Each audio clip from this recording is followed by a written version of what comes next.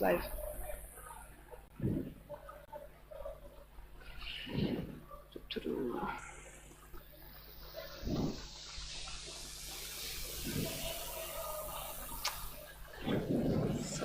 Okay. I don't know if people here can hear us. No, either here. I closed the mic so I can speak a bit.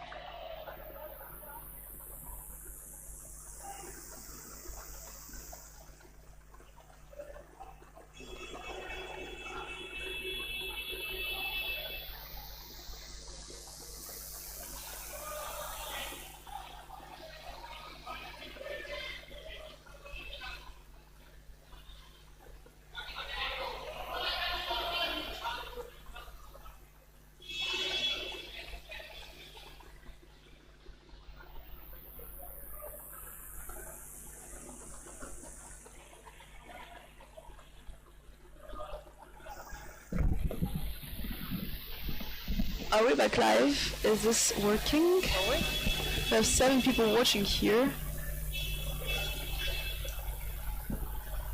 Bei mir geht gar nicht. I think we're live. Can someone in the chat comment if the game is live or not?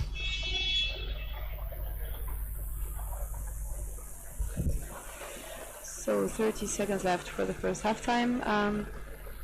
Bujovic scored twice in total. Once when the Italians had 4 players in the water and once when they had 5. Yeah, but I think that goal didn't count. Oh, yeah, it didn't count. So it's 1-0 for the Czech team. Every team is with both full teams in the water now. Italy was there for a few minutes with 4 players, then got a goal, and then with 5 now they're back with 6. And there's 1-0 for them. The first half is over, but the Italians do have a chance here because they were actually having a little bit of a better game. They were attacking a bit better at the beginning, then the whole chaos situation with the 4 players came into place, then they got a score. So still I think they can turn the things around if they can get the mental state calm and come back to concentration and really continue playing like they started the game. And because the problem is when you have these kind of situations and a game is just demotivated, and if the team cannot let go of that situation, and maybe being angry because there was a exchange mistakes. Now they, if they can stay focused, they still have 10 minutes, and I think they can at least go for a tie. And that this year there's no tie game, so even if they go for a tie, then they have to go to penalties. Yes. I'm really very curious to see about how this halftime evolves, because we have on the Firenze side, we have few young players around 25 years old. So Firenze, no? Yes, Firenze. Okay. So they have some young players, fresh meat, who was playing also in Graz in summer. So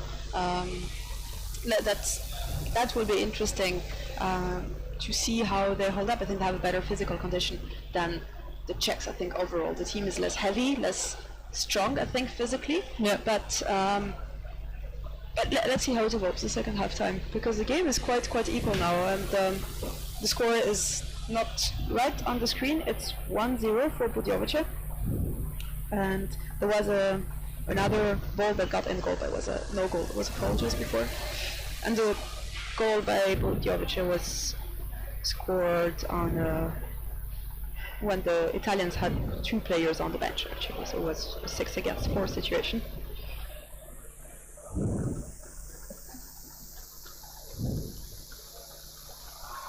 So where are people watching from here? Yes, we have one person from Finland, one person I would say from Greece because of the name, but I'm not sure they are. It could be from anywhere. 26 people watching. Yeah, that's too bad. When this stream falls down, then it takes some time for people to find the right link. Okay, so second halftime about to start for the third game of today.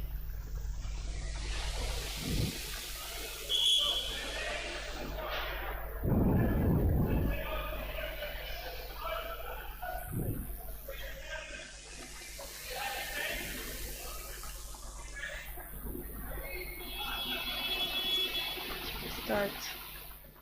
Jakub finished then first at the ball. Kuba always very fast. This technique of grabbing the ball, getting to the ball and passing it to the back. Okay, teams fighting together for the ball. We have a scrum.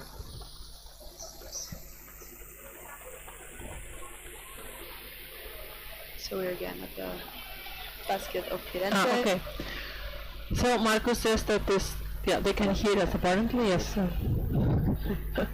I'm back.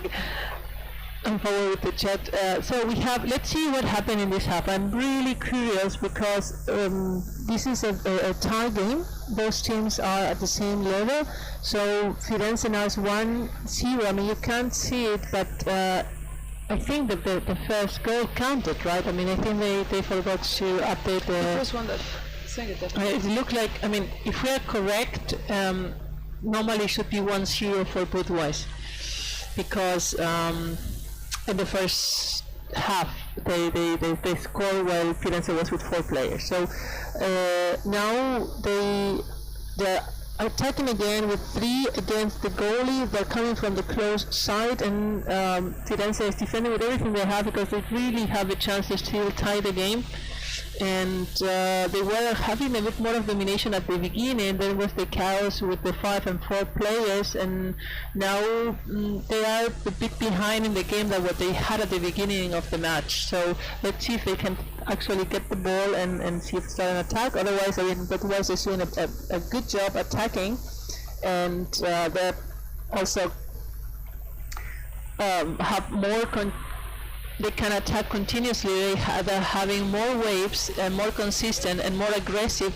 And now we have one of the players in the corner defending the attacker from Budweis and trying to recover the ball, but it was not successful. The blue team still has the ball. It's coming out from the middle past the defender, attacking directly the goalie. There's 3 blue against 2 whites, and now the Czech player could really push himself against the floor, bring the goalie up and score. So it should be 2-0. Yeah, it was 2 minutes, but they were attacking more consistently, because before, when Budweis the first half, they were attacking much slower. I mean, they did not have the, we were talking about that the waves were too far away, and so they were not really forcing the mistake. The first goal didn't count apparently, because now it's 1-0. Yeah, I know, but I don't know if the technicians missed it.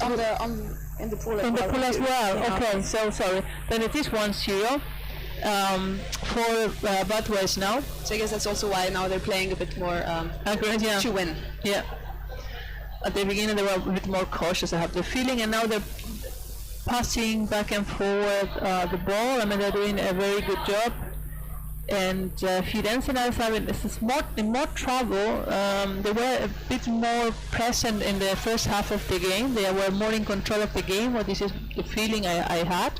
And now they are a little bit more reacting to the game of the Czech. I think the Czechs switch gears. now they're playing like I know now they're playing more like I'm used to see their play. It's more collected, more concentrated. Before, as you said, the first half time was very taking it easy, and I think they maybe underestimated the Italians a bit. Okay. I don't know, but now it's more like them. Yeah, I mean, we had Budweis a few times in the there's always alternate between Budweis and Triton Barron. Yes. And they have this bit of bodily game. I mean, Yes, I think if they were playing their games and with the German refereeing standards, there would be a foul every second. So let's see. Now we are in the half of the Czech team, but Czech recovered the ball then with a counter-attack. Let's see the Italians can position on time. Have the captain Gabriele Cani there, stopping it 3 wide against 2 blues, and the Italians recover the ball. They're passing, they're trying now to bring the ball towards the other side, but there was no one there to pass the ball. Still, the Czechs are very, very aggressive, and I mean aggressive in a positive way by forechecking and recovering the ball. So now we have the captain attacking, passing the ball to the next player, and over the head was a score. That was too much on the head for my taste. I mean, normally I think that the goalie was lifting herself at that point because it was just when they were changing. They were just changing, and she was a little bit. She left a bit of a gap. You say, because you need to be very careful, not to hit the head with either with the ball or with anything else. So timeout for Budjovice. Aristides, today the audio has a new sound, meaning? I think it's better. I mean, not today, meaning this game, because this morning, the first 2 games, people were not too happy about the sound they had. It looked like you had some robots here commenting. So it's timeout for Budjovice, and still a few minutes left, and it's 2-0 for the Czech team. So I think it's going to be tough for Firenze now to turn things around. Yes, because this halftime has really been only on their half of the pool, a bit midfield, tried to do some exits, but didn't really work. And, if the audience is wondering what's coming up is male teams of Vienna against Barcelona in the next time. Yeah, there's 2 more men's games. So we have 4 minutes and a half to go. Italy is in possession of the ball, is trying to pass the Czech defense. Wow, great interception for one of the forwards of the Czech team, and now they're in counter-attack, but Italy is really trying to stop every player that gets in possession of the ball and is trying to defend, and still they're fighting to see if they can turn things around. 4 minutes is not a lot of time, but it's still something can be done. But the next Czech player is coming. Nevertheless, he could not achieve a goal and had to go up with the ball, pass it to the next player. Italy is in position. The defenders are there, the goalie is there, but they need to be a little bit more assertive with the forechecking, because the Czechs, they can play 4 minutes around the basket. They are winning, so they don't need to risk. We're now the ball under the back of the defender. Number 47 here, Jakub Velda got grabbed. Here we have Kuban Filishtan was waiting for the ball under the basket. We got intercepted by a Firenze player. Something free throw. We didn't see it. No, for Firenze, sorry. For grabbing equipment. Okay, so let's see. And there comes Firenze with the ball. The next guy coming over the corner. The white player has to face 2 blue ones defending, and they cannot really get away from the corner closer to the basket. They're still passing the ball a bit up, and now they're coming towards the goalie, but the Czechs are defending very well there in the space above the goalie, and it's not really easy for the Firenze team to get in touch, to get any closer to the basket of the Czech team. Now we have the 1 white player against 3 blue ones. But no one's window of opportunity here where it was, and the one against one, no goalie, but you should have been maybe another white player there that maybe could have scored the 1 goal, but easier said than done. It was already a movement of counter-attack from the Czechs, and then they lost the ball, so yes. So now we have the Czech attacking the Firenze basket, and I think the goalie was looking for his replacement. 1.5 minutes to go. The Czechs are within 4 or 5 meters away from the Italian basket, and there's in the surface. Italy just recovered the ball, but then not having enough players here to pass the ball. Okay, the next one had it, and it's over the half, being tackled away by the captain. He did not see that it was the next Italian player a little bit forward on the right and pass it back. These things like this really make a big difference. If you don't see your mate, your player, which is forward, so that you can bring the ball farther away, and you start passing back, that can be really dangerous. So we have scrum, 1 minute to go, so the Czechs are holding onto the ball.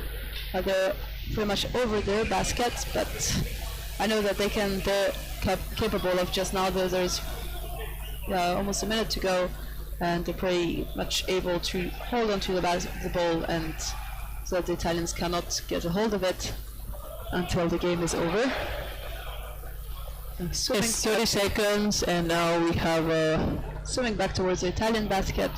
Maybe, let's see what happens if the ball falls.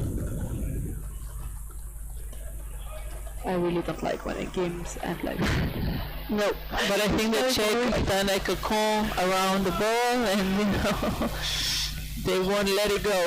Okay, the ball fell down, and it's in possession of the next blue player, and now I think there's one white player against 3 blue ones, and yes, it was a goal. That was but that was a risk that the Italian had to take, trying to put everyone forward. And if it's 2-0, 3-0, but at least you are trying to make it 2-1. I mean, those kind of risks toward the end are to lose anyway. No, exactly. This is the way of doing it. You have to go with everyone forward. 3-0, right? 3-0 for Vudovic. Congratulations to both teams. Very well played for Firenze. It went for them better. I guess that Firenze will be a little bit disappointed, because at the beginning they had like the game a little more under control, if that's the way of saying it, and then eventually after those minutes where they had 4 players out, it's like it changed. I think the dynamic of the game, it's like then they did not have the calm and the head anymore. It looked like there were more chaos. If this is what it looked to me, at least. I would like to talk to Gabriela later just to see how it felt. So now it's coming Barcelona in blue against, no, actually it's supposed to be the other way around. Vienna in black. Normally Vienna should be. So let me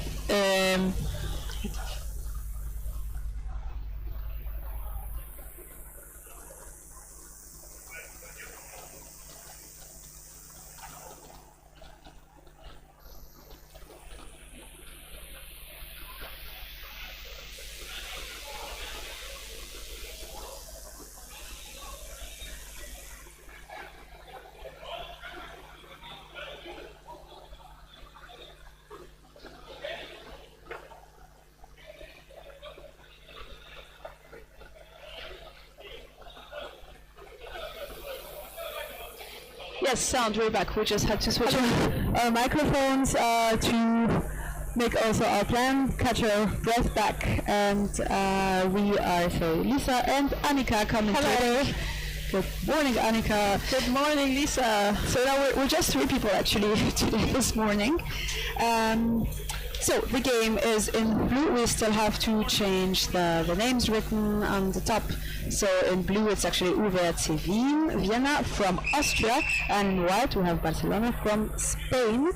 Do we want to read the team list? So for Vienna we have number 3 Andreas Tanzmann, 5 Akos Apnas, 7 Peter Marecek, 8 Jan-Ove Wisner, 9 Thomas Jufmann, 10 Ulrich Pont, 11 Matthias Neunteufel, 12 Andreas Pell, 13 Peter Kalkgruber, 14 Thomas Denk, 15 Andreas Schneiderbauer, 18 Markus Wimmer, 19 Baldwin Landl, 20 Thorsten Lütke, and 57 Jan Kindermann.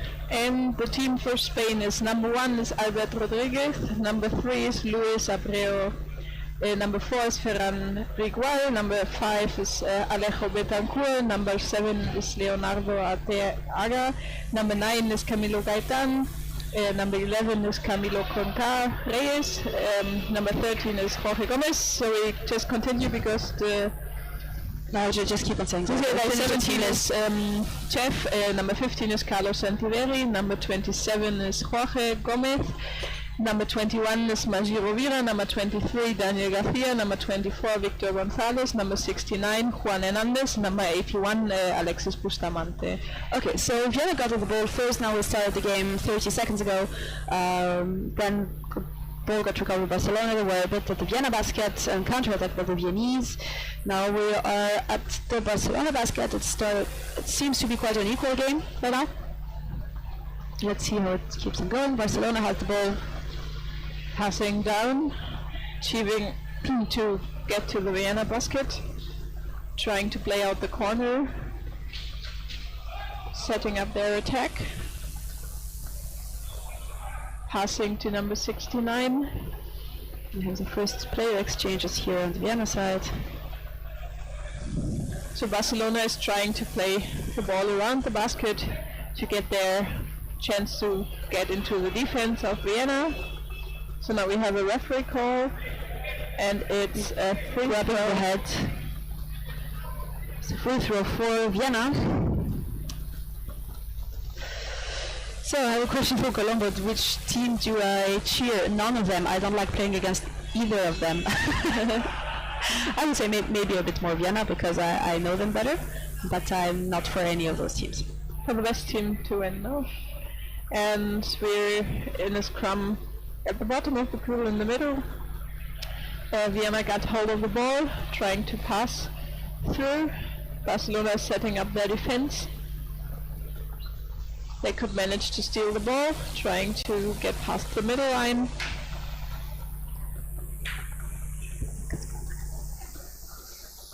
And we're in ball position of white, which is Barcelona, reaching the Vienna basket, trying to play again around, trying to find some space in the defense to attack properly. And there was one Barcelona person struggled up in the referee cable, but now we have a free throw for Barcelona against Vienna, playing outside the playing area. We see the Vienna defense quite set up, and now we have Carlos Santiveri with the ball, passing to, that is a proper chance. Number 9 Camilo Gaitan had the first real chance to score, passing to Chef at the bottom of the closed side, and they're still in ball possession. Vienna is also doing a great job defending the basket and not letting Barcelona reach. Yes, but still Barcelona is dominating so far. Yes. Most of the game so far has been around the Vienna basket. Yeah. And now they're trying to get out. Okay, ball goes through the surface. Number 1 Albert is trying to catch off the ball, slowing down the counter attack. Missing a bit of passing positions here on the Vienna side of Jan Oberg. He's now waiting down, was not seen. The pass towards the back actually by Barcelona, quite to the goalie from 3 meters out. Yes. That was a very interesting move actually. Now they're fighting again for the ball in the middle of the pool. Barcelona managed to break free, reaching the Vienna basket, playing out the corner, playing around the basket as well. Daniel, number 23, is trying to get past the defense. Okay. Ooh, that was still in ball possession of Barcelona. Vienna has a very consistent defensive have very the defensive forechecking is very present in here, and so the Barcelona players cannot really get to the basket. They cannot get to the defenders, which is always when it gets dangerous. Yes. Once, even if the defender is there. Oh, they lost the ball. There was a call attacking the head free throw for Vienna. Let's see how it evolves. It's a quite interesting match so far. I think both teams, like we have 5 minutes played and 5 minutes left of the first half, and we see here two, let's say, equal teams trying to win. Yes. And overall we have we have seen them play more over the Vienna basket. Barcelona managed really to set up the defense and breaking back again at the Vienna basket when they're playing right now at the Barcelona basket. So After a free throw was I think Jan Kinderman passing the ball to the front, back down. No, that's an attack, but there are like 2, 3, 4 players down from Barcelona.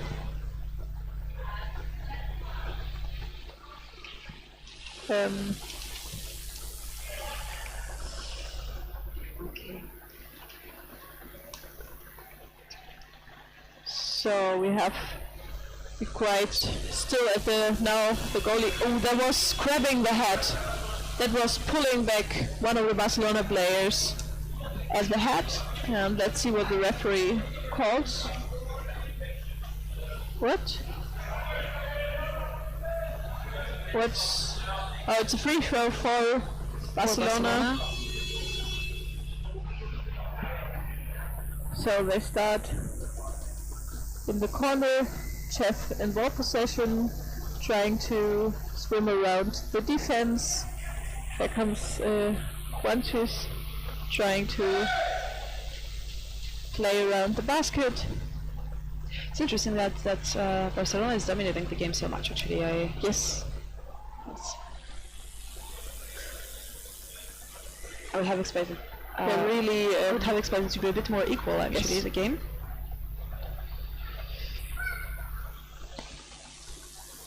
So now we have another attack on the basket. Now by Alexis, number 81 from Barcelona. Struggling here. You see Vienna fighting really hard because they also want to win this. And now we have a struggle at the surface, but still Barcelona in ball possession. Trying to break. It's two very hot-blooded teams, so it will get more and more heated this game. Let's see how it evolves. So free throw against Vienna, again signaled. I think it's Birgit Lütke underwater. I'm not sure. It looks like her, yes. Yes. So we have Kamel on the surface, Birgit Lütke and Manuel Pico de Moraes as referees underwater. Nice. Free throw for Vienna, holding with a ball.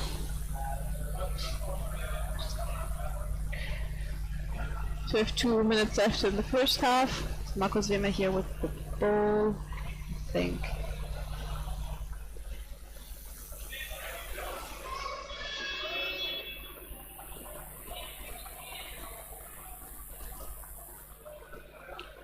In the middle of the field, Vienna is trying to get past the Barcelona players who are trying to get possession of the ball again. There was a struggle and another referee call from upstairs. There's like again for Vienna free throw.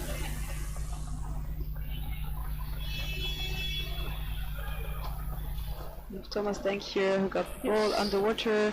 They passed over Wisna, has the ball. Now they managed to get a little bit closer to the Barcelona basket, trying to attack, but there are 3 people down, and the defense is struggling. Ooh, Wisna. Who's No, Wisna. oh, there got hit. A hold of the ball, still in the scrum at the surface right now. Still at the Barcelona side.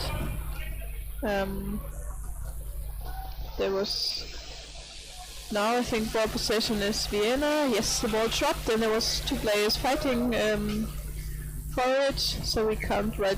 There's the ball. Barcelona is in ball possession again.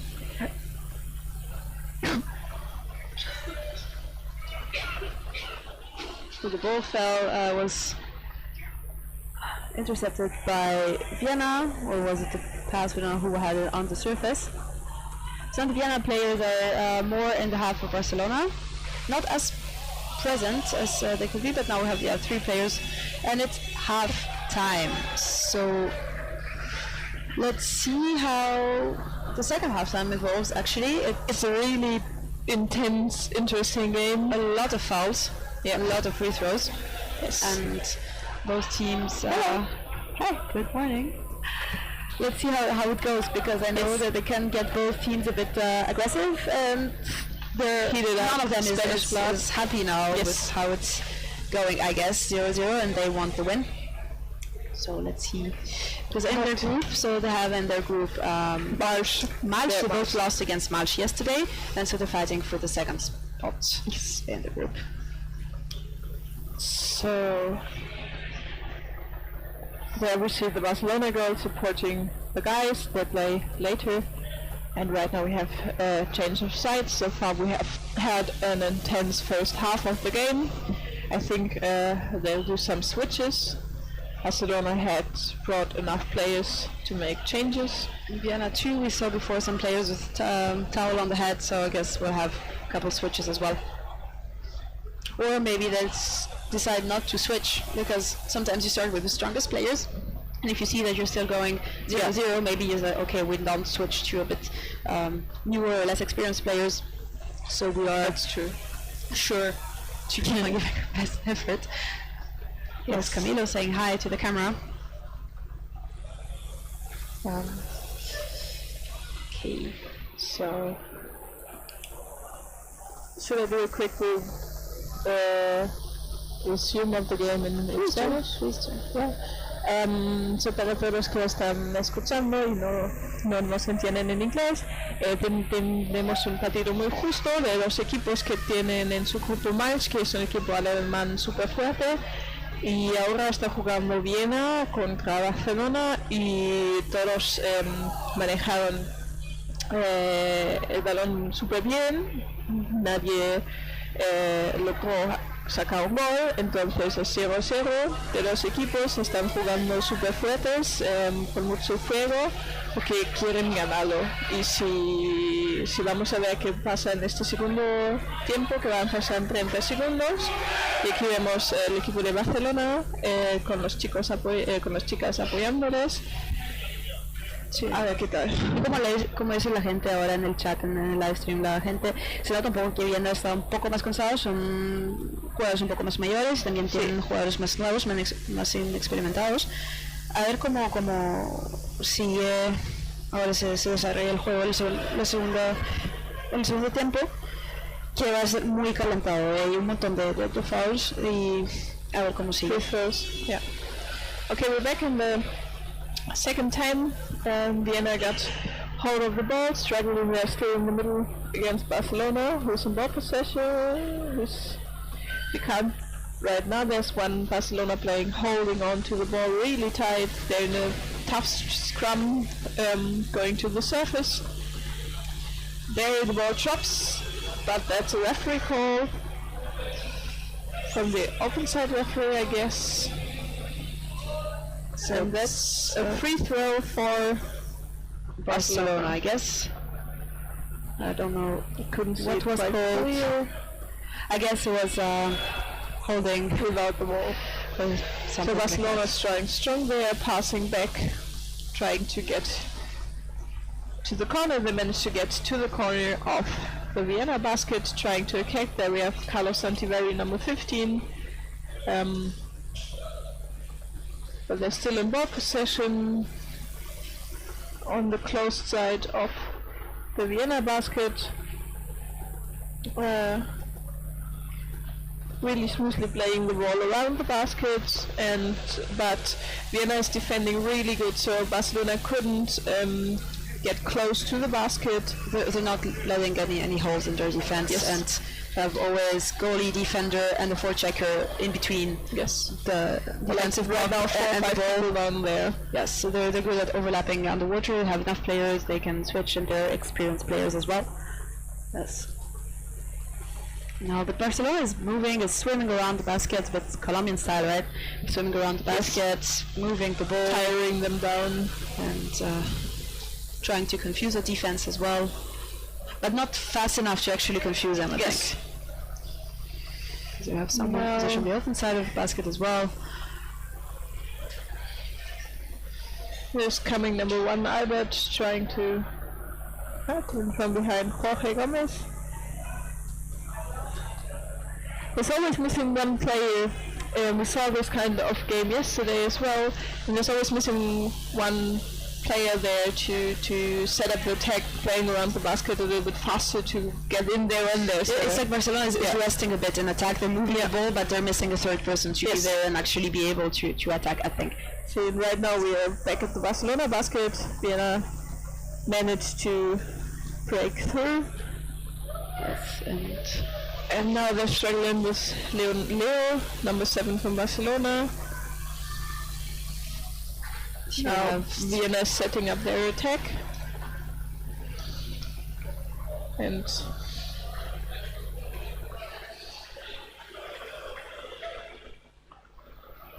we're missing some Vienna players here. I think that's Peter Malvich here coming down to the that's close basket against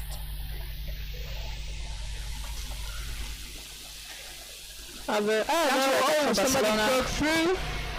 I think it's Camilo Gaetan who broke through, but he passes to Chef, but now they're coming in. There's Leo coming in the Barcelona players. It was a very fast counter-attack, but Vienna managed to have goalie position himself well. The defender got there also just when last another call.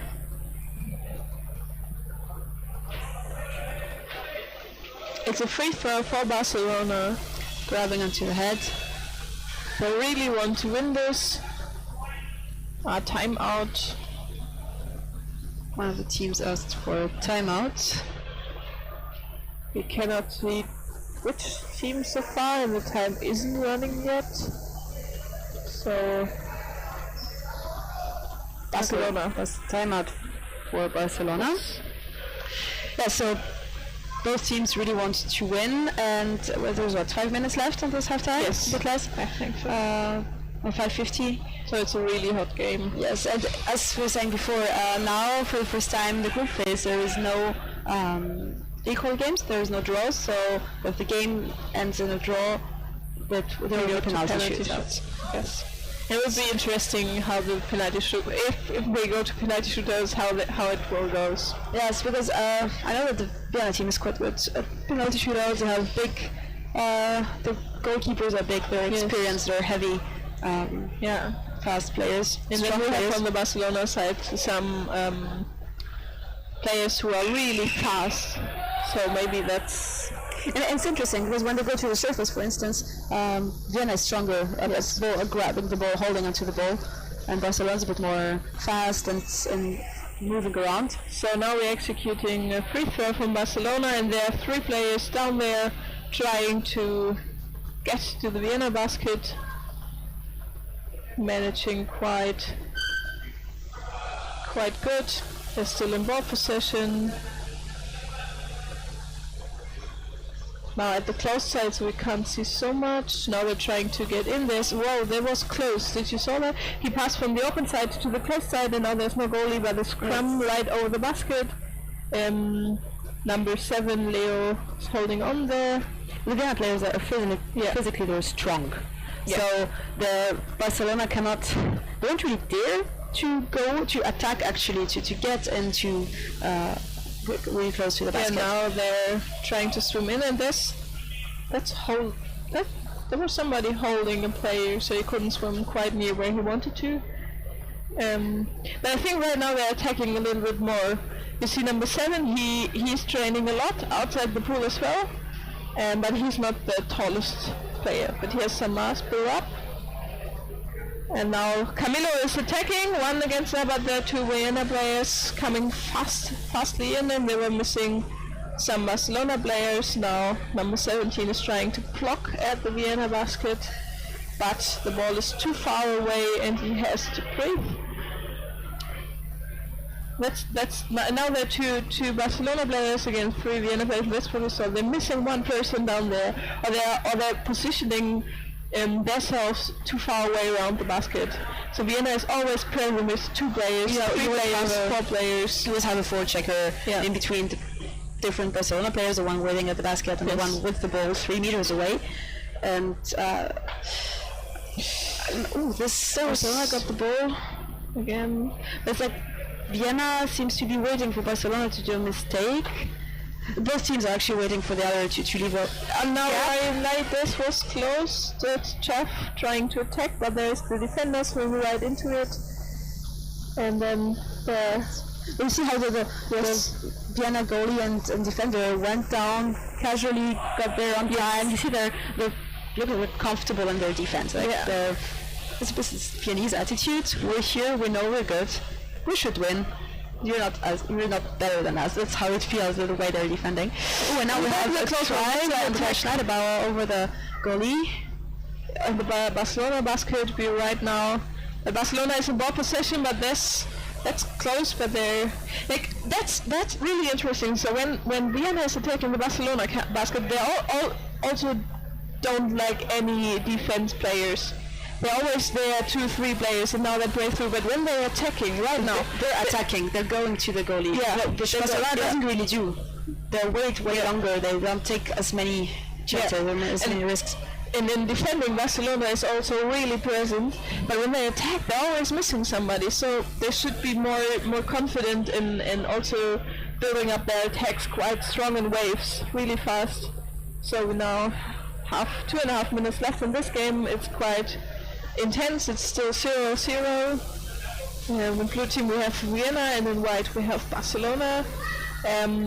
We saw a lot of playing around the Vienna basket with some hole-ups at the Barcelona basket. Now the ball fell on the ground. It could have been an opportunity for the Viennese defender to actually turn around and get it. It was a bit risky, but Chef lost the ball to one of the Vienna players to the opposite team from Barcelona, and now they managed to get it again, and playing from the open side, but there's one Barcelona player which you can't see, but we guess he's there, and then on the other side we have another one, but do you see the ball? Ah, there it is. One of the Barcelona players has it now trying there, and Vienna is always there in defense. It's impressive. Yes. They've been defending 60% of the game, I think, they were in defense. And now one of the forwards has interfered and has the ball. Passing Schneiderbauer got the ball, trying to swim out by himself though. Yeah, passing through the ground, a rebound pass. Ooh. So defending Barcelona, and there are 4 people down there again trying to get hold of the ball, but Vienna is establishing an attack. There's one person who stole the defender's position, but now he has got up. So Schneiderbauer has the ball again, waiting around Barcelona basket. That's the problem now. The Viennese players that were defending all the time, they need to recollect, get a bit of air to be able to attack. Yes. But now we just on the open side of the Barcelona, there's always one Viennese player there, like heads up, but Camilo Gaitan got the ball, tries to break free of the defender. There 3-4 play. Now he got Barcelona is in ball position again, passing right into the hands of the field. Attacking again, but there's forward. Another wave of defenders coming in, trying to get hold of the ball. It's 10 seconds left, so if no one scores, if Vienna doesn't score, now it will be penalty shootouts. And then just trying to hold on, and that's it. So we're going to a penalty shootout. Really I think it's the first game that has two. There was one game yesterday. Makos. Women's games, yes. Helvetia Makers, it was 3-3, and they had Helvetia from Switzerland won against the Connecticut Makers 4-3 with penalty shootout, and now our first men's game that ends 0-0 actually and has to go to shootout. And it's really equal games. We saw Vienna defending a lot. Actually, Colombo asked before who I'm for. Actually, I think I'm a bit more for Vienna, to be honest. But you're for Barcelona, so that's okay. So we have two sides here. So it will be interesting how they managed to do this. So I saw in Barcelona, I was training with them 2 weeks ago. They're trying to practice the penalties. Let's see how it goes against Vienna. So it's really exciting to see them. Sí, y para los que no nos entienden en inglés, el partido acabó 0-0. Esta vez, por la primera vez, no se puede acabar un partido con empate, así que vamos directamente a penaltis. Es el primer partido masculino que tiene que acabar en penaltis. El primer empate 0-0. Fue un juego muy intenso, bastantes fouls cometidos. En el primer medio tiempo. El segundo ya fue mejor, un poco más fair play. Sí. Pero sí. Let's see who is attacking here for Vienna. I think it's Thomas Denk. Looks like Thomas Denk. And we have Alejo, number 5, trying to get hold of the ball, defending. It's quite an equal. It's quite a good. It's holding onto the head and goal. Goal for Vienna. But there's no. I think it doesn't count. It doesn't. I think it doesn't count. It was goal. It was. Yeah, the foul was committed by the. Yes. Because the foul, if there was a foul, it was committed by the goalkeeper who was holding onto the head of the attacker, but then he scored. So next was to go. Is it Lorena? Do you know if it is 1-1? Each team scores 1. Okay. So if one team is 1 at a time, yes. Let's see who will attack for Barcelona. I guess it's Matthias Neuenteufel defending, I guess.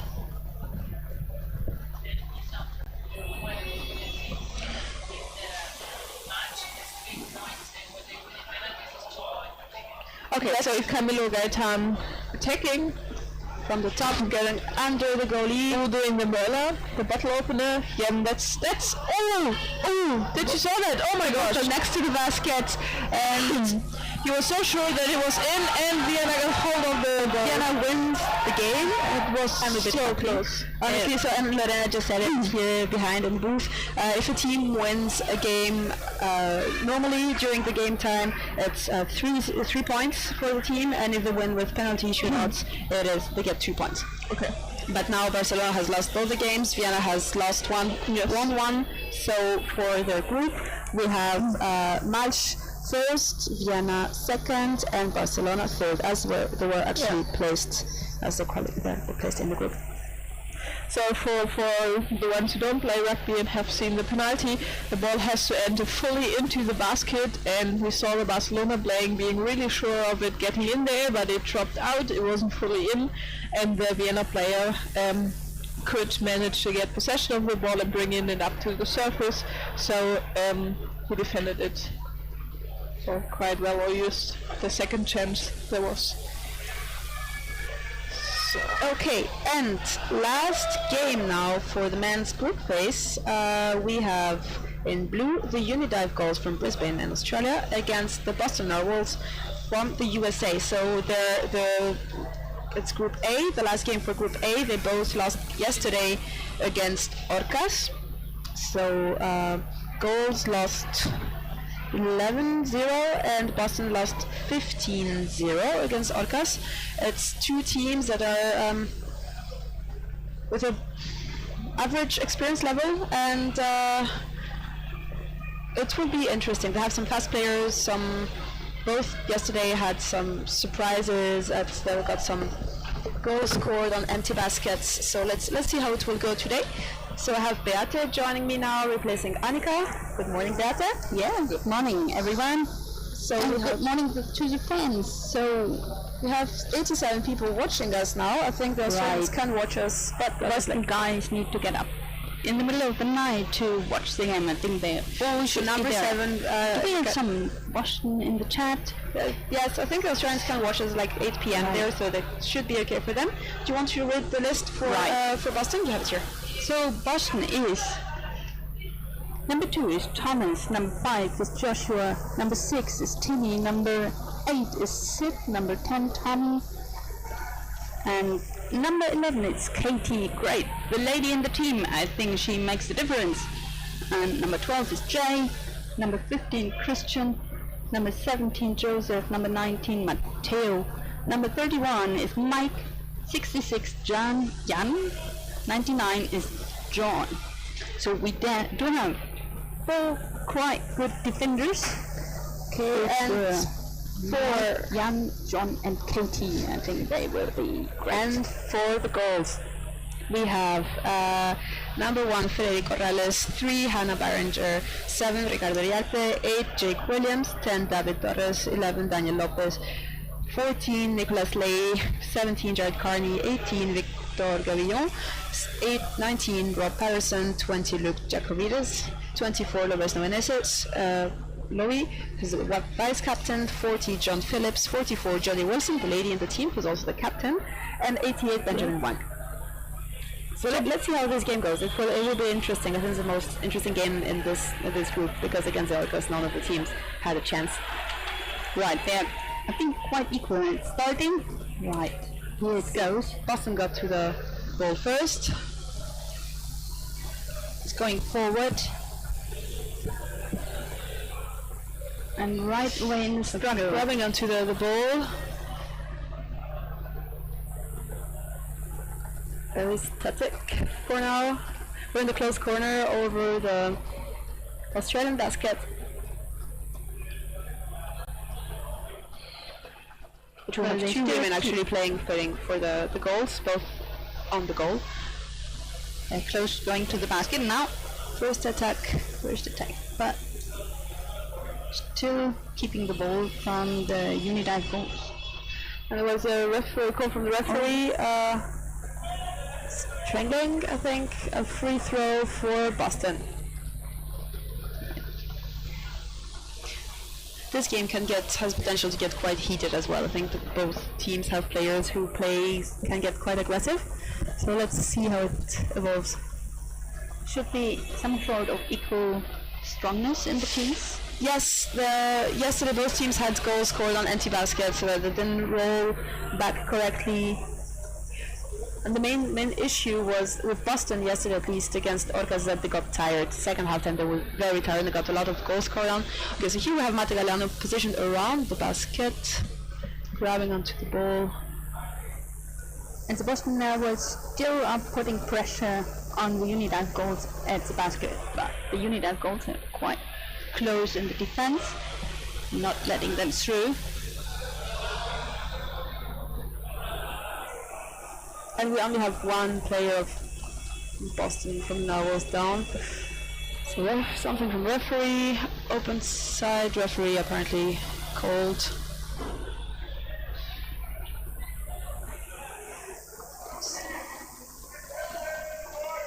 There's some free throw for Boston Narwhals. Those teams have a long distance for traveling coming over here. Great that they do it. That's a big commitment, especially in a year of World Championships. Some players were in Graz as well, had to invest the time, the resources, to come all the way to Austria for 2 weeks. Okay, and that's an attack. It was goal intent by Mate Galeano, still trying. He got grabbed, pulled to the surface. Boston still have the ball. So that was Timmy Bergner who got the ball. You can see the hockey players with the fins with the yellow blade. Those are usually hockey players. Right. The player fins used in hockey. I think those is good, but underwater rugby is quite more interesting for me. But here we go. Another attack. Number 8 attacking again. Oh, that's the pass going to the Unidive goals team. Let's see if they can make it. Coming over to the Boston Narwhals half of the pool, but yeah. So the goals got the ball now, counter attack. This is their captain, Jody, I think, get it out. It's Jody Wilson.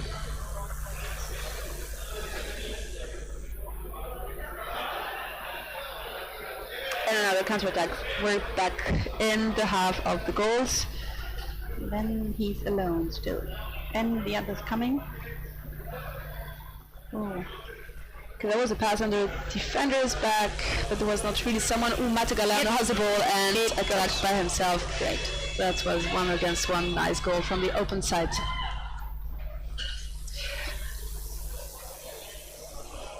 So good morning for people tuning in.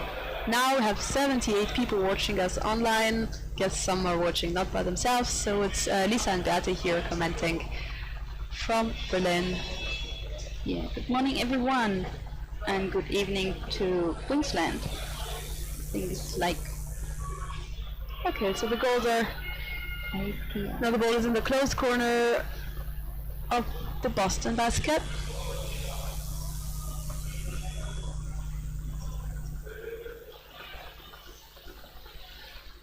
One player attacking by himself. Okay, the goals are very well positioned. Actually, there was no defender. It looked like there was no defender. Maybe they came down. Narwhal's got the ball again. Some surface scrum happening.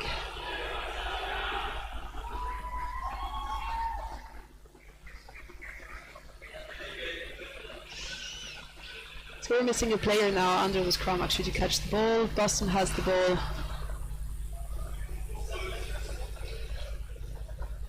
They're a bit stronger than the goals. Let's see how it keeps on evolving the game. Maybe they will get tired, one of the teams or both of them, and it's who gets less tired or who gets tired first. The counter attack now by the goals. No one on the ball, and this was almost a rebound against the ball, caught by the goalie. That would have been a very good opportunity by Freire Corrales. Yes, there's a question always, do you throw the ball or do you make sure to put your hand in with it? This would have been a good case to go for option B. At least you need to go closer, right. Was a great chance. I think this gives some more spirit then. Because the Boston player threw the ball towards the outside, got caught by Mate Galano.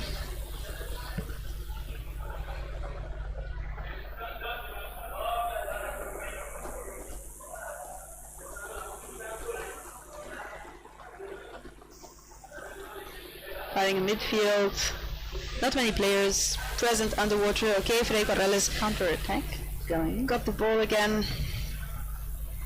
Defense is here. Oh, we're gone from... Are we still online? Not sure. There is struggling over the basket of the Boston side of the pool and struggling at the surface. They have switched a bit. Now we're more on the side, on the half of the of Narwhal. So the goals have either the Narwhals got a bit more tired now from attacking all the time, again, or the goals an attack decided to switch to get a bit more aggressive. Right, maybe it's the game chance that switch a little bit the atmosphere underwater, and now That was a nice goal. So there was a space under the goalie. They got ice came pushed. There was a falling down. Pushed the goalie a bit more to the back and managed to score, I think, under their back. So 1-1. 2 minutes left in the first halftime. That's an interesting game. It's really interesting in that way that it's really changing situation. You can't really say what will be the result from now. Both teams have a few unexperienced players. Both teams have some faster, more experienced players from Colombia who are now living in the US and in Australia. So let's see. It's a very interesting game so far. Do you know how many of those team members are also in the national team? Do you remember those from the last games? Personally. Yeah. So we had in Graz from the goals, we had Federico Redes was playing and coaching the women. Actually, Hannah Berenger was playing with the women. Ricardo Iriarte as well. So 1, 2, 3, 4, 5 of the players were in Graz. So 4 for the men and 1 for the women. Actually, were in national teams. And Boston, we had, I think, Jay, Matteo, and Mike. So 3 players were playing in Graz, I think. Not so sure. So somehow equal teams. Not really, but same strongness. Boston has a couple more older players, like Timmy and Right. so a lot of hockey experience actually. Not many years of hockey, but it's 40-plus-year-old players. So maybe, I don't know how their condition is. If the game gets a bit faster, maybe they don't have the same physical condition as younger players, of course. Yeah, but they, I think, have the experience. So that's something you need to equalize. Yes. And they're still here. So the Boston team needs to do things by their own. That means they have to pay for everything on private idea. No support from a club. That's really a high motivation. Ooh, so Boston lost the ball now. Counter-attack by the goals. Yeah. It was Daniel Lopez before got the ball passed onto the closed side again. Of Ben Wang, he was fighting for the ball. Yeah. Fredrik again. Okay.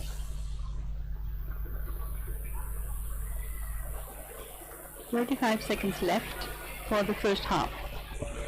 The goals now are circulating the ball against the Boston basket, but the pass was not as sure as it should have been. Got caught by the Narwhals. And call from the referee, they got out of the playing area. So free throw for the goals with 10 seconds to go for the first halftime.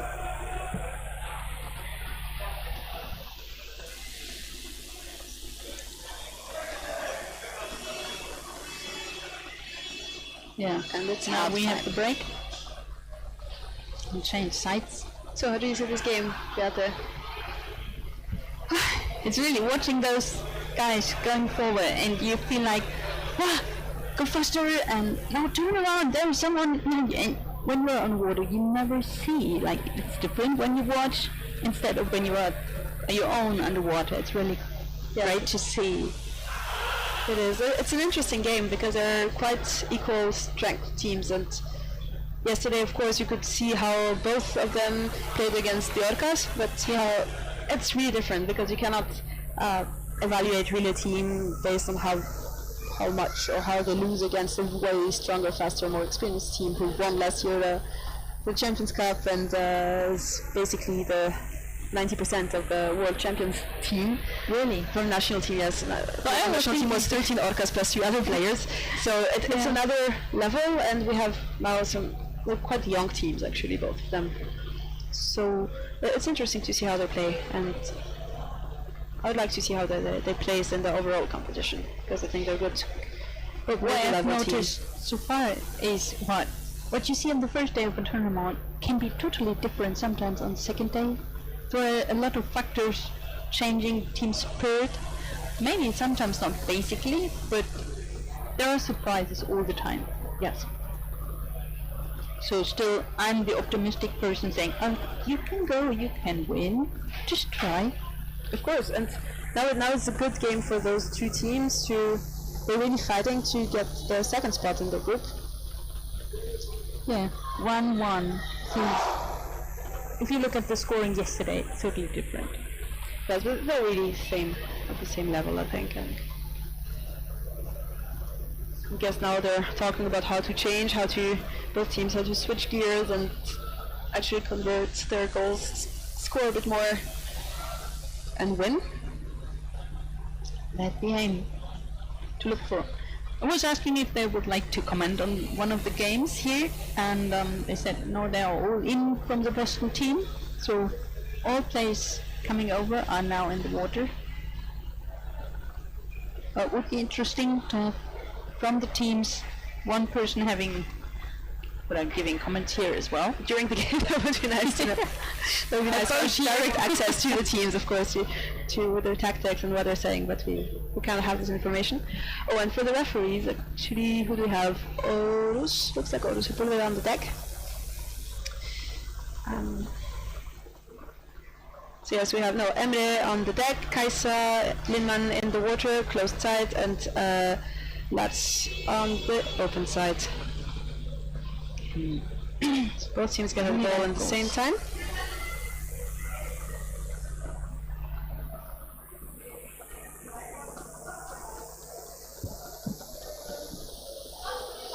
Goals got the ball, Ricardo. Didn't see. Jody was behind him actually, because I passed to her. Now Jody gets the ball, goes towards basket on the open side. They're looking more concentrated now.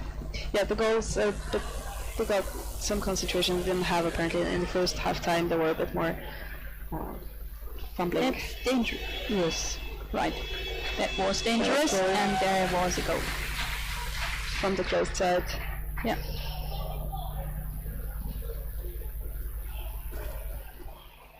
Very nice goal from the Unidive goals from Australia. In the very first minute of the second half, we go for Unidive goals. That means now they make sure that they just keep this level, or is this yeah, should really make sure Boston will really try to score. Now we still have 8.5 minutes to go in this halftime, so a lot can happen. And as we saw in the previous game, there was a goal in the last second, or 2 games ago. No. And now it's only the goalie for Elis came over the head of the goalie, number 17. I've lost the list. Was by himself, and Freiburg just went over him and scored. So it was Joseph Gomez on the goal. We had 3.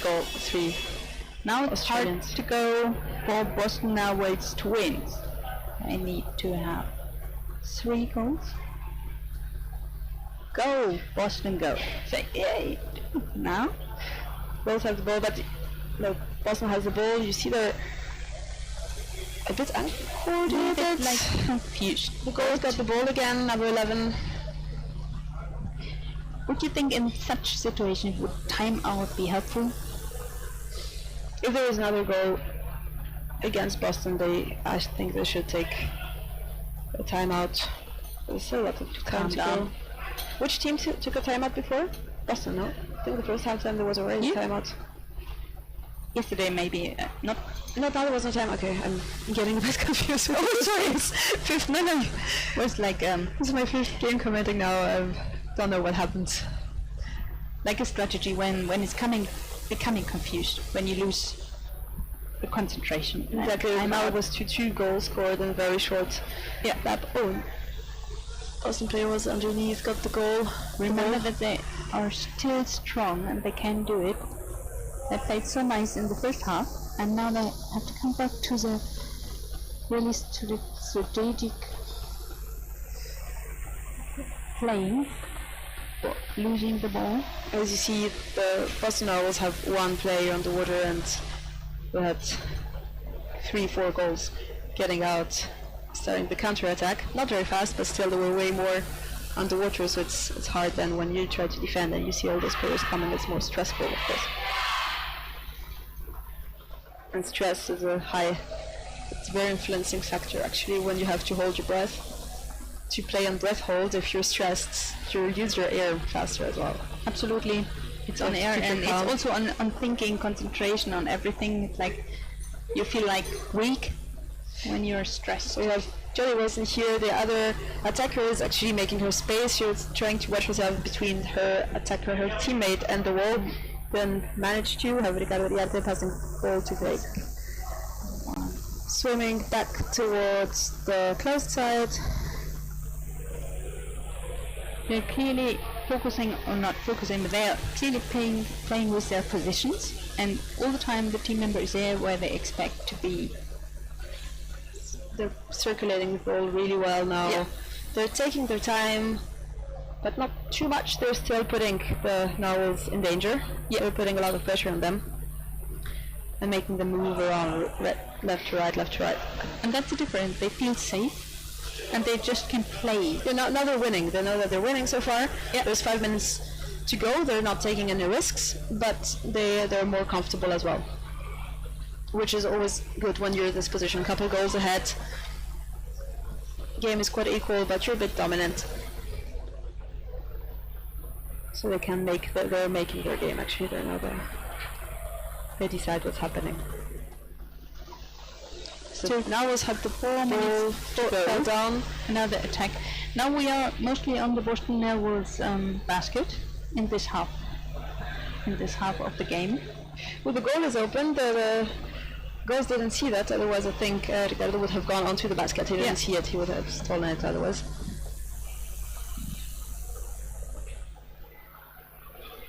Timmy Burke fighting against Jody Wilson. Down. Ball fell down. Goals. Got it again. Jake Williams. That's the ball now. Okay. Back in midfield. Someone got a bit disoriented, went back towards his own basket. Anna Barringer with the ball, attacking lost the ball. But sometimes things like this happen. Of course, especially when turning underwater under a surface scrum. Sometimes this happens. Good thing is when you then don't swim really fast towards the empty basket that turns out to be yours. And It's score on empty, it. and you need to go, and then it was Your awful. Yeah, awful. Most awful situation everyone playing underwater rugby can imagine. So now the Narwhals apparently have the ball again, where the goals are in defense position. Still the ball is a few meters away at the second line. For the others going. He's alone. They need to do attack together. That's where you see a difference. Narwhals got really tired. There was an approximative pass. The goals now are attacking the 2-3 players together. The next player comes very fast, and the Narwhals are not making this anymore. I think they're tired. And when they're attacking, you have one person, and the goals have air and condition enough. They've been training a lot. They're doing a lot of length training to actually get out of the basket, see there's one player, and they go for it. So free throw for holding without ball for Boston Narwhals.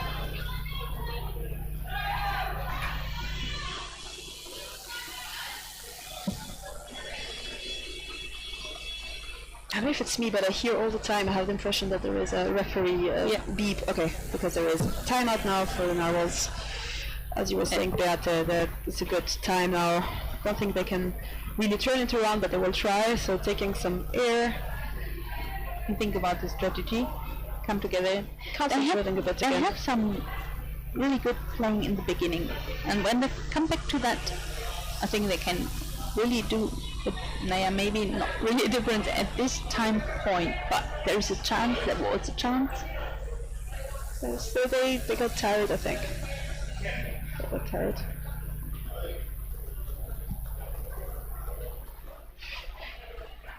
Do you hear us all right in the chat? Because we don't really hear ourselves.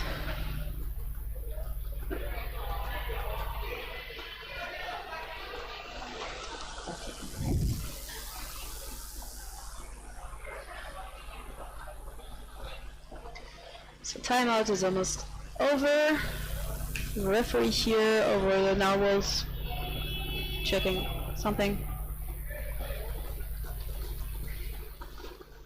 I think we have some candidate referees now refereeing. The Jackreff is a candidate, so international referee, so we have observers as well. Yeah, that was Bob looking into the water, checking. Maybe the camera. Okay. So there was a surface scrum fighting for the ball. Nearly 2 minutes left. That's not a lot to do. Go, Boston, go. Brilliant. Cross fingers. Oh, at the surface. That's really condition consuming, air consuming, concentration consuming when you're in that sort of struggle. Especially when you're really over the basket of one of the teams, you still need the defenders and the goalies to be able to be in their positions. So actually the four checkers have to be their ones in the scrum. So if the ball goes down, it's always tricky. We had some goals scored like that. The surface scrum, ball falling down, and then the team was a bit distracted. Free throw for the Boston Narwhals. I think this is also a training situation. You need to train and really advise the team that if you struggle, it's a surface, as you said, surface scrum. It's something you need to exercise as well, because when you have just a bit of time left, now you have less than a minute left. The game before the Czechs, they just grabbed onto the ball against the Italians, and they did not let it go for almost 45 seconds, because okay, we were winning, we don't want to take the risk over our basket, and just grabbed onto the ball and didn't let it go. Yeah. So now they're attacking, Trying to do in the last seconds. so the free throw for the goals. I didn't see what the referee called. Jesse Wilson has the ball. Well, that would be hard in Jake Williams attacking very good last position. second. Not really. And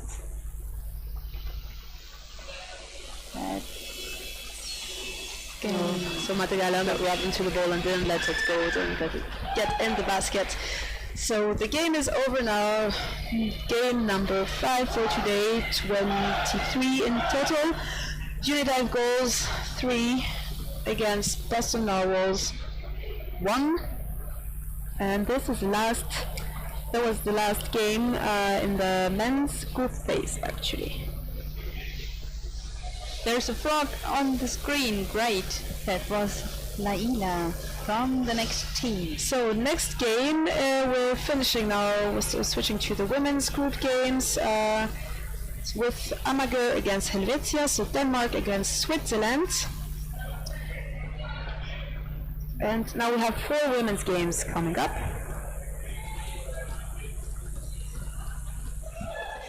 So Amager will play in blue, where they only have 8 players, I think. And Helvetia has also a few players less. I don't have a full list either, I think. So do you start, Beate, with... So, from Amager, blue, that's with number 2, Linnet Jensen Pernille. Number 6, Lindberg Hansen Mai. Number 11, Haida Marianne. Number 25, Press Wegeberg Johanna. Number 88, Iverson Dinah. Number 90, List Laila. She was on screen right a few seconds ago. Number 95, Ruth Mill. And number 96, Christine Lundius, Marie. Okay, and for Helvetia, from Switzerland we have number 5, Cecily Merkle, 6, Andrea Hurtado, 7, Elena Hay, 9, Irene Kaiser, 10, Judith Buchli, 12, Oda Wiegen, 14, Simone Büchler, 17, Anna Svotinova, 21, Miriam Hagosnik, 22, Ellen Reift, 33, Tamara Cavelti, 42, Katrin Heierli, 46, Miriam Fuchs, and 81, Isabel Morgenstern. We have 2 Miriam in this team. Interesting. So, and for those on the screen, this lady with the little green dot on the pin, that's Laila in blue, number 19. Is she? We don't know who the captains are for those teams. But Laila List, she definitely plays in the national team who was in Graz. So we had Pernille, Marianne.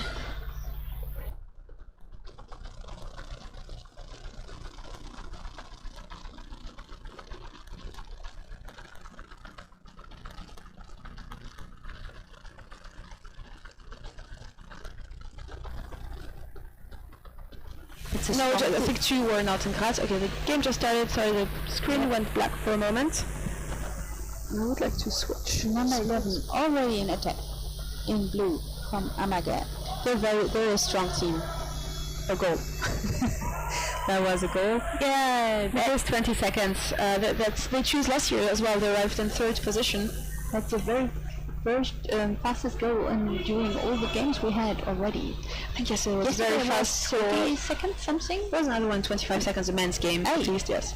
Maybe this was 20 seconds. Yeah, I think Ladies first. it was fast. Right, but Amager last year they placed 3rd. They won against Castores from Colombia, and they also had only 7 or 8 players. They're very good. They play very well together. Very experienced team. They're strong. That means they have a really high training status. Yeah, With just 8 players. but yesterday I don't remember how they did against Orcas. I think.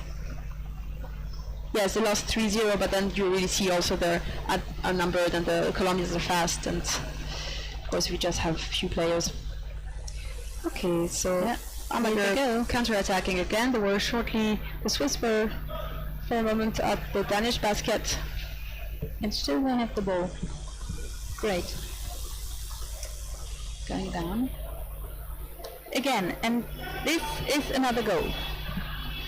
Okay, so refereeing, we have the deck referee, we have Oro Sepulveda from Colombia, and closed side we have Janne Lindell, and open side Peter Tenefos.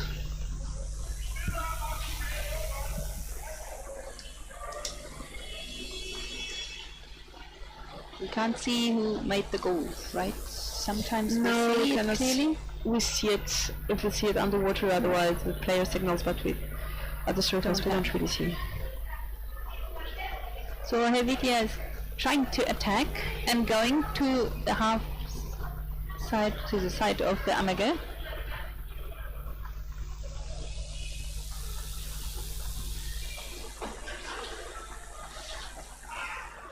And Amager really get the ball, keeps it, stop the attack.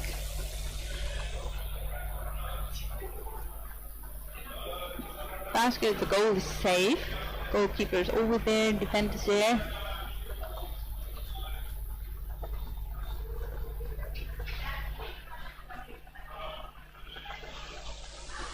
Now they have a struggle. And all the blue are down. It really means they're still there. Will be hard for the Helvetia team to come through.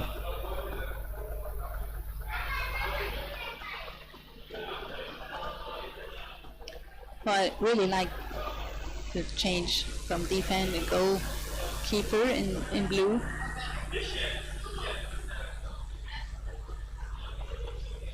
So hello, I'm Annika. I skipped in for Lisa. We're right in the middle of Amager versus Helvetia, which is Switzerland, for anybody who doesn't know. And we have Amager in ball possession, going to the white basket, trying to score and get there in the defense. They're playing nicely around the close side of the corner. Now Johanne Kresvikberg, 25 now.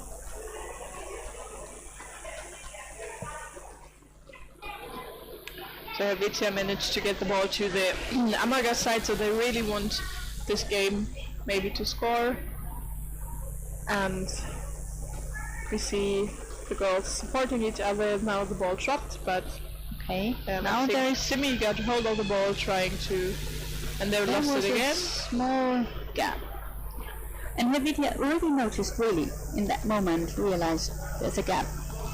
Yes, but they didn't manage the ball quite well. They dropped it, so now we have 1-against-1 at the Helvetia basket, trying to score, and there's no goalie, there's no defender. They're coming there really slow, but the ball dropped, and one of the girls, number 7, got it and is trying out. It's Helena, and she's trying to get it. But we're now back at the Helvetia basket. Amager is really putting a lot of pressure onto the basket, trying to score again. We have 5 minutes left of the first half. And now we have a scrum at the surface.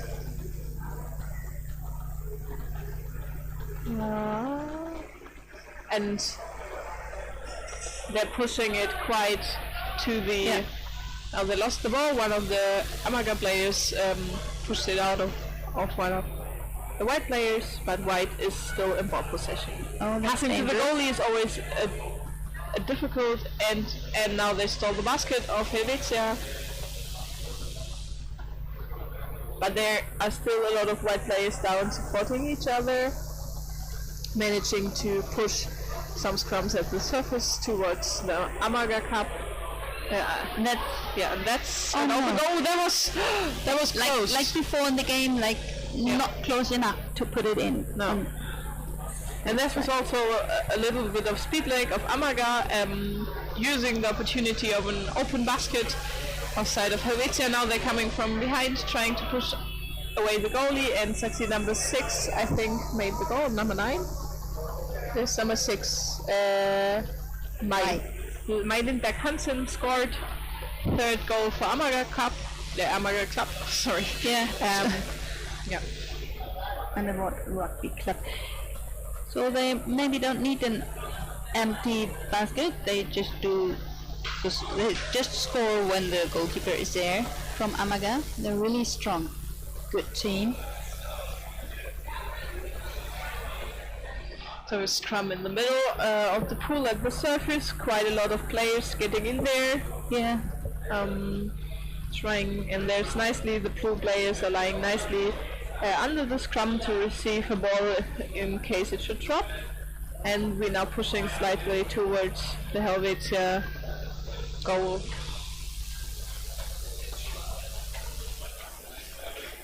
Still in the scrum, and now the breakthrough.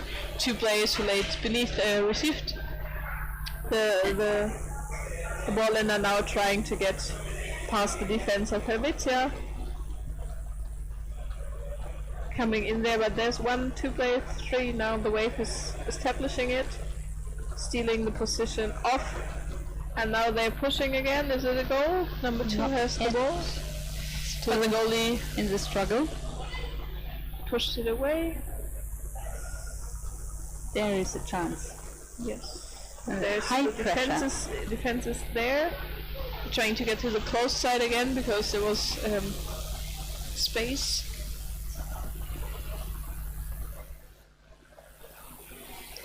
And now we have no defender, 2 players lying nicely there. Yeah, there And is. it was a nice goal. It was like a really technical goal. Yeah. There's like classical part 1-2 step go.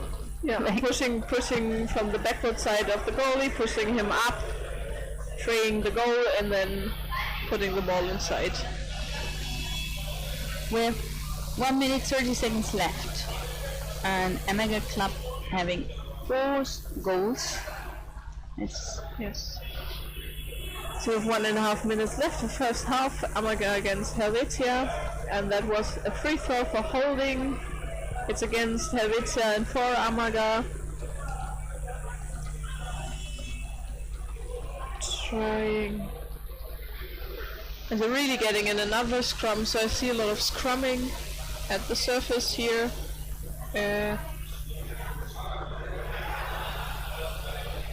Amaga broke through. Defense is a little bit late. There's no goalie. Stolen basket, but the goalie managed to get down there.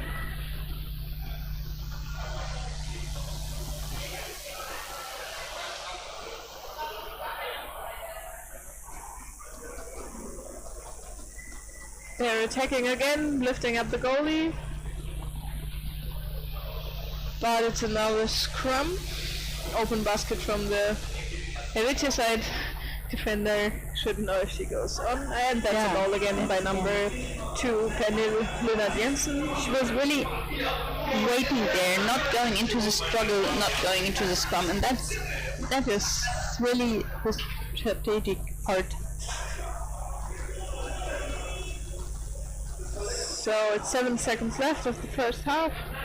Great so far we see a strong Amaga playing, but also Helvetia managed to break through towards the Amaga goal, but then they couldn't establish sufficient attack around the blue basket. Now that's changing sides with 3 minutes of time of half time.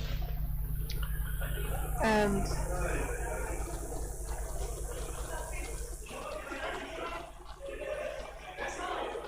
so for the teams, Helvetia is a quite mixed of women. They play in different cities. They don't have in Switzerland so many teams and so many female players. And they have some new players. They came with 14 here to play. Maybe they're going to switch on them some more experienced players, like number 87, which is Isa Morgenstern. And then we have Zimi. She's playing, I don't know what number, I think 6 she's playing. And they're good. And then they have some players coming from swimming, so they have some fast ones, but they have a lot of new players as well. So, and you see Amaga resting and Helvetia still standing and talking. Yeah, it's okay. I know them a little bit because I'm training in Freiburg, as you know, and we're training quite regularly with some of the Basel players who are now playing at Helvetia. And you see the trainer Leo. He's also training with us.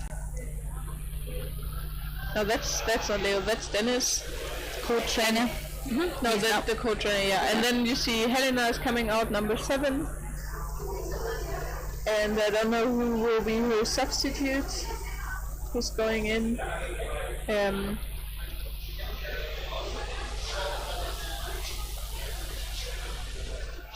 If a team like this is so split and spread it over the country, it's really hard to train together, and coming then to such a tournament like this is really great. Yes. And it's giving them a good chance to meet others, get the experiences, and try to learn as well. So it's really great that they are here. I think it gives them all also big amount of motivation for themselves. Yeah, and that's true. They didn't make it to the World Championships, so Switzerland was one of the teams who didn't participate in the World Championships, but Amaga did, or Denmark did, so we'll see how it goes. But Amaga or Denmark suffered because they lost against the Austrian girls, and now they're establishing again, so we're almost about to start second half. And Amaga got to catch up the ball, struggles in the middle because number 22 is holding onto the ball, but they managed to get past the middle line towards the side of Helvetia near the basket. They're playing in the corner. There's also a stolen defense from one of the Amaga players, and now she can push, but there are 2, 3, 4 of the white players down to support them. So just 8 ladies in the Amaga team is really hard and really great job they are doing there. Yes. Double number on the other, not nearly double number on the other side. That means now tournament 21 Miriam got to break through, and we are back at the Amaga basket, but they're like trying to establish their attack from out the close side of the corner. Now we have a scrum coming to the surface, trying to, and number 11, Mariana Heidam from Amaga, is trying to push the scrum towards the other goal, and one of the white players got it, but she's held up by Amaga Cup. Now we're back in the corner of Amaga's side, and you see, like, after the change of Helvetia, you see like quite more strong and quite more focused Helvetia trying to attack and be there all the time at the Amaga side. It's like 2 minutes of the first game. They're trying to really get in their game, helping each other underwater.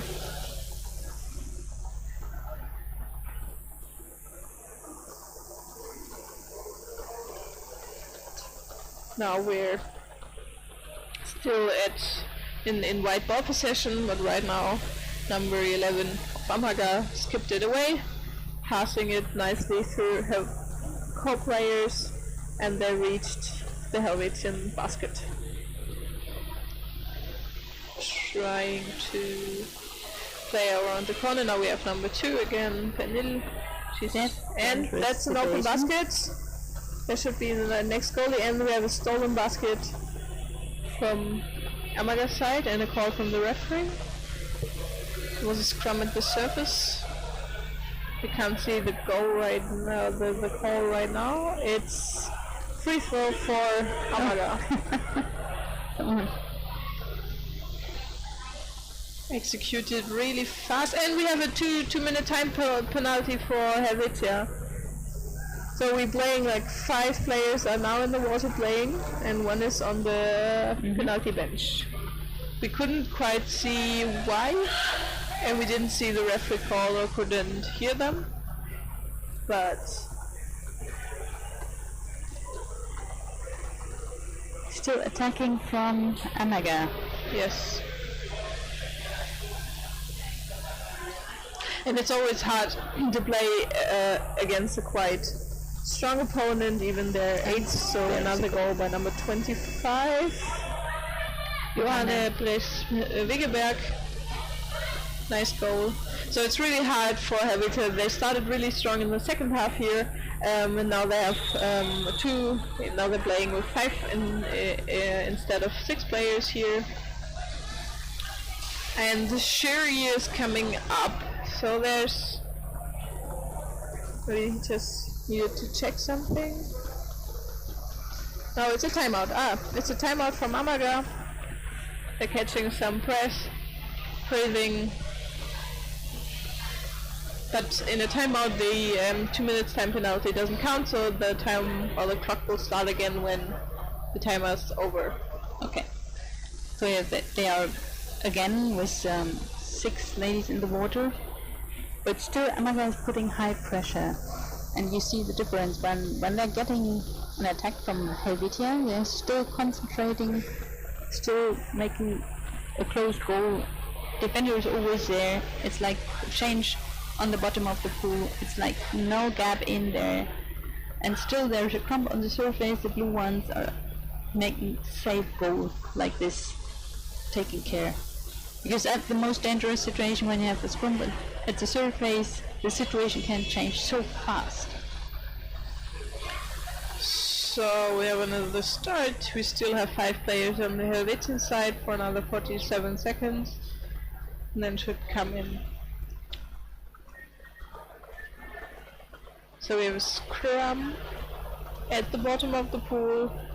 Ball possession of Helvetia, trying to establish another attack, but we have a lot of blue players down there trying to stop the attack, and we have a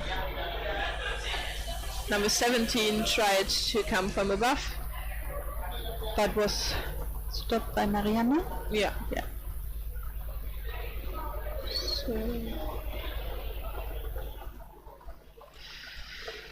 So right now we have forward attack 88 counter. watchers.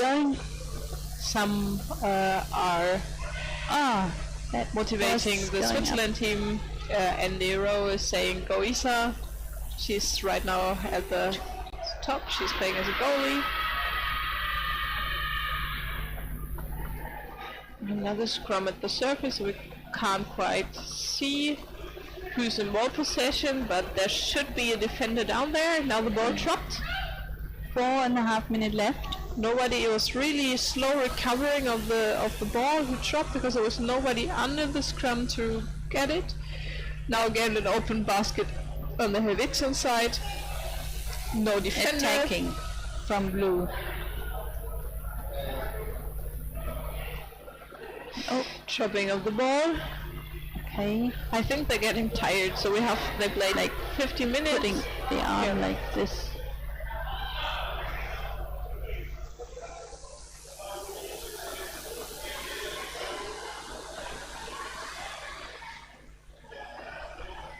I still have to admit the Amaga team putting high pressure, although there are just 8 persons in and there's not so much chance to recover during the game. So it's really a great team attack now. So we have a question from Colombo. Do you have the Helvetian team list?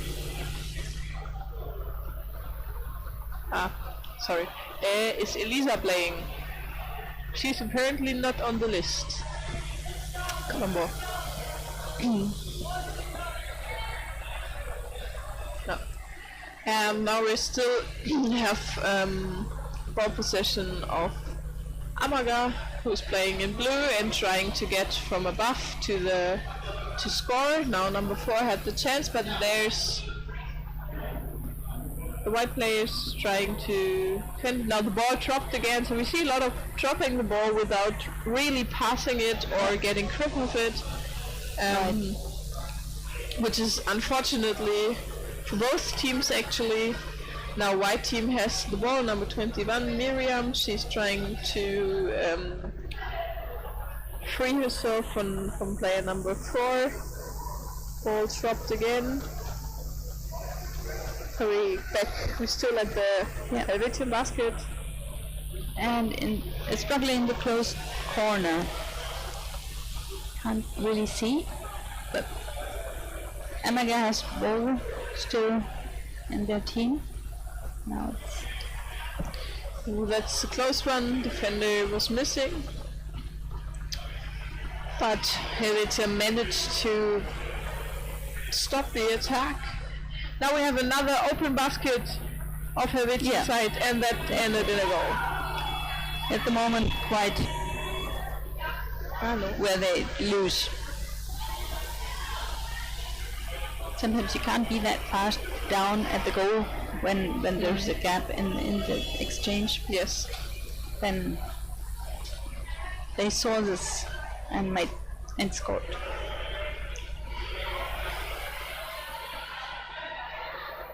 (7-0). That is 1.5 minutes left in the second half of the game, number 24. So Helvetia and Amaga play.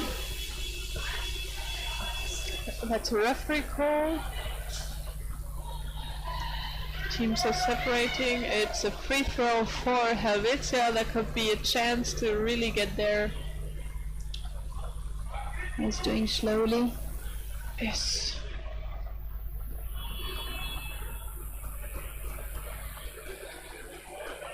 So we have number 14, Simi, is going in there, trying to get near the basket, passing over. That was not a really fast going for the free throw. So we're back again at the Helvetian basket. There's now defense and goalie set up quite good.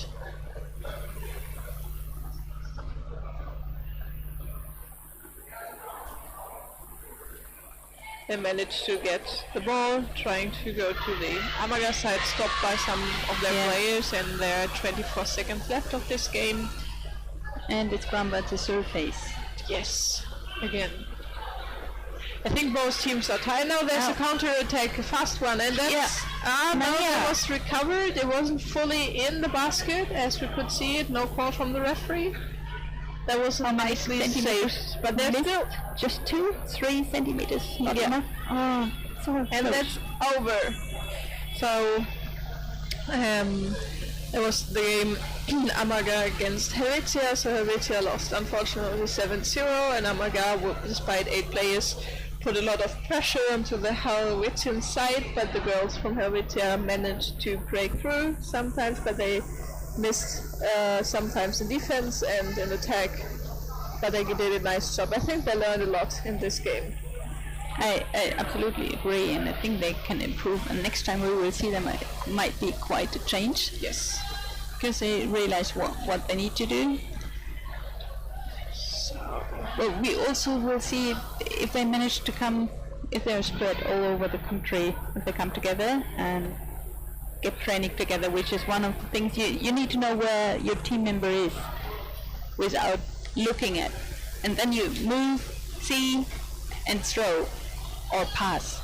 So it's really a quick game, and you need a lot of trust to your team members, experience with your own team members, not only with tournaments and games like this. It's both of these things are important. Yes. And next up we have another female game. I think Lorena will come and comment it when she's coming around, because orcas are quite good. So we have in blue orcas from Colombia, and on the white side Makos from United States, and Connecticut Makers. Okay.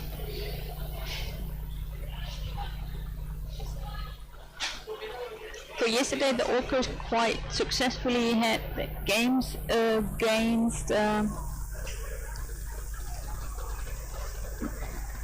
yesterday they were quite successful, right?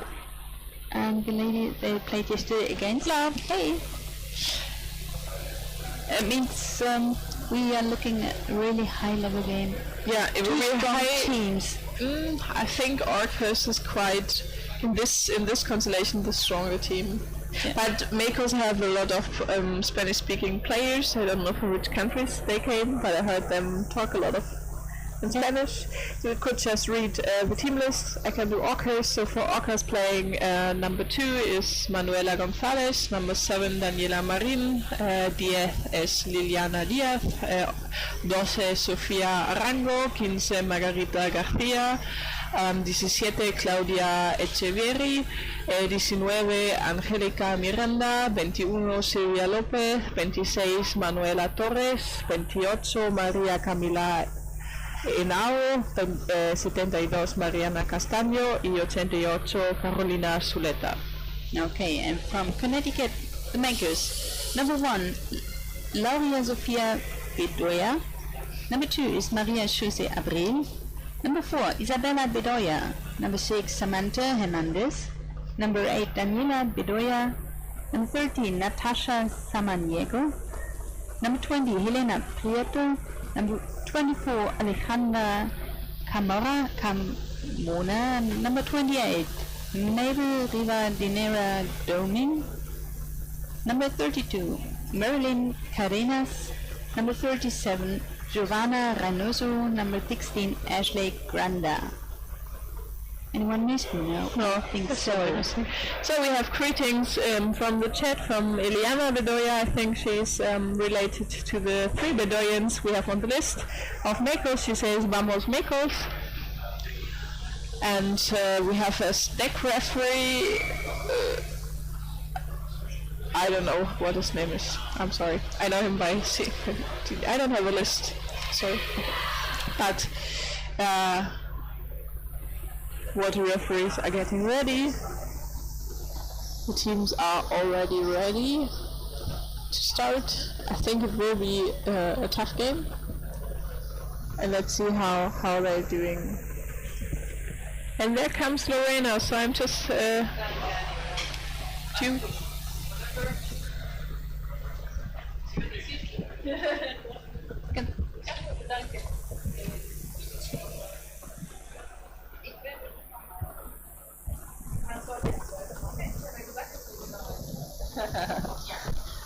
Thank you so much, Annika. So Annika's leaving, and now I have Orcas and Makos. Did you read the players list already?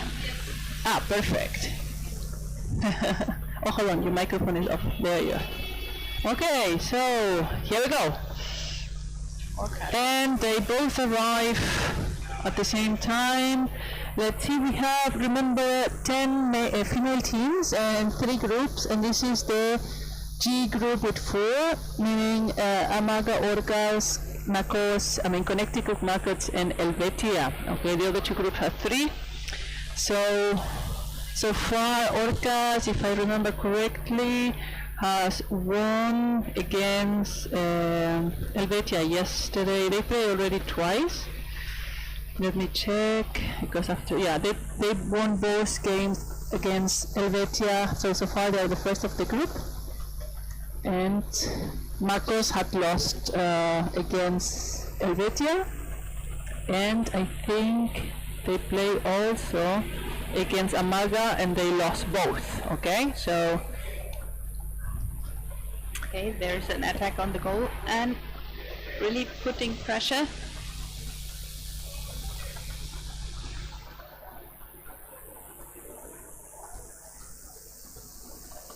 And defense from the Marcos was successful, but Orca is attacking again.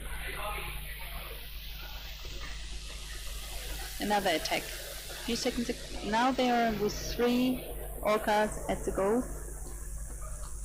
coming from above. And still keeping the ball. Attack from the open side. And yeah.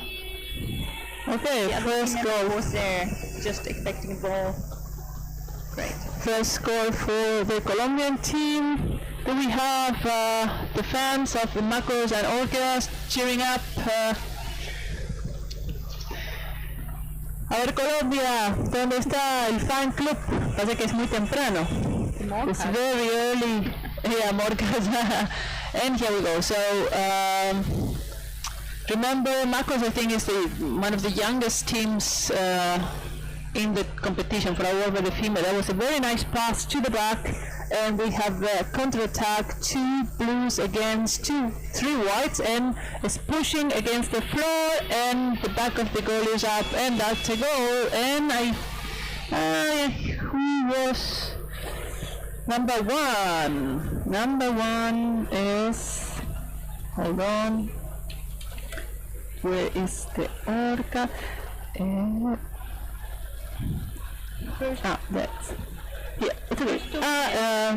2 goals already. So this is if this speed is kept, we will have a high number of goals at the end. Yeah, I think the Marcos need to see how they stop the attacks a little bit better. I mean, they have been defending very good yesterday. So let's see if both teams had already 2 games. One of the Orcas players is around the basket to maybe perform one of the Marla or the Destornillador. They still are in possession of the ball, and I think it's Silvia, the number 1, and there are 2 against the goalie, but one of Marcos were trying to stop. Something happened. Let's see. Is apparently holding without ball.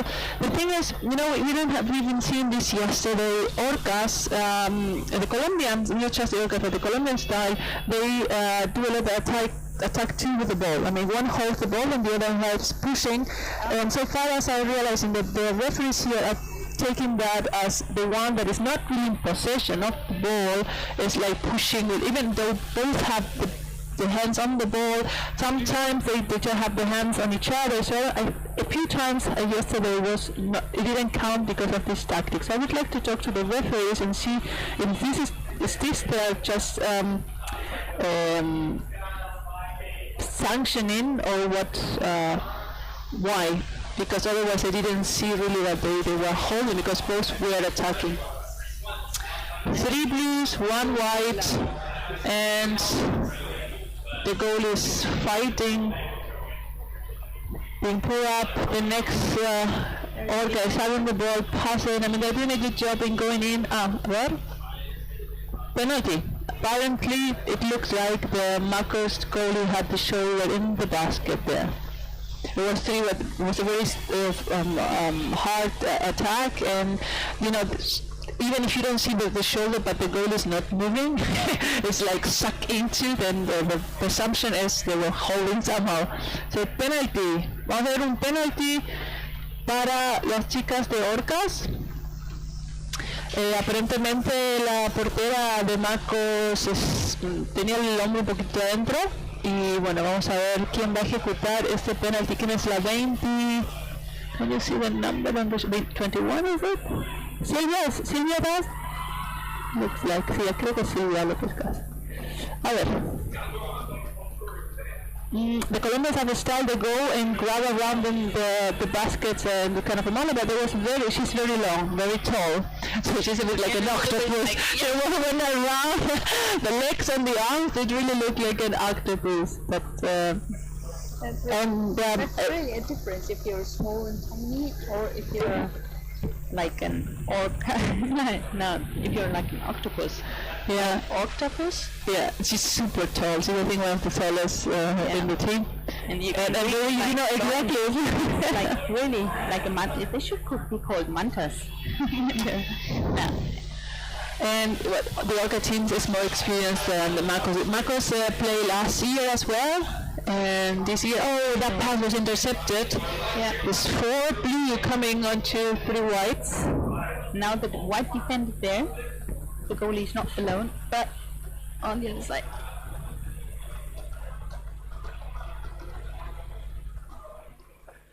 Drop down and another chance. Still concentrated, the Orcas, and being down, waiting for the ball dropping down. So that's really position playing.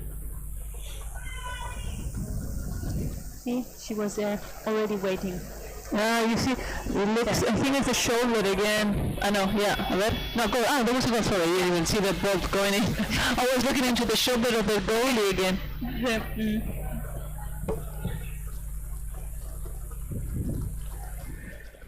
3 minutes left for the first half of the game. 4 goals for Orcas. And let's see if Marcos can maybe find a way to come through.